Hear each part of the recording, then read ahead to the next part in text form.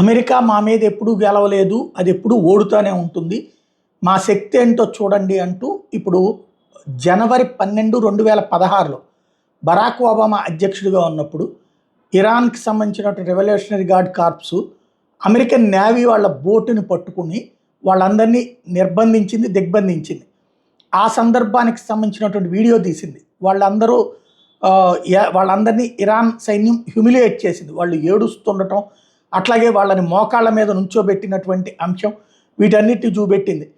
చివరికి వాళ్ళని వదిలిపెట్టడానికి జనవరి 17వ తారీఖున ఒబామా $400 మిలియన్ డబ్బులు, అట్లాగే దాంతోపాటుగా $1.3 బిలియన్ సంబంధించినటువంటి అడిషనల్ ట్రాన్సాక్షన్స్ చేశారు, వదిలిపెట్టారన్నటువంటి విషయాన్ని పరోక్షంగా చెప్తూ అప్పటి వీడియోని రిలీజ్ చేస్తూ అమెరికాని ఇట్లాగా మోకాళ్ళ మీద నిలబెట్టగలిగినటువంటి దేశం మాదే, అది మమ్మల్ని వదిలిపెట్టడం ఏంటి, ఇప్పుడు ఏదైతే మొన్న దాడి చేసింది కదా, ఇజ్రాయెల్ దాడుల తర్వాత వాళ్ళ అణుస్థావరాల మీద దాడి చేసింది కదా, అమెరికా ఏం గొప్ప దేశం కాదు, అమెరికాని నిలబెట్టగలిగిన కొట్టగలిగిన శక్తి మా దగ్గరే ఉందన్నటువంటి దాన్ని ప్రొజెక్ట్ చేయడం కోసం ఆనాటి వీడియోని విడుదల చేసింది.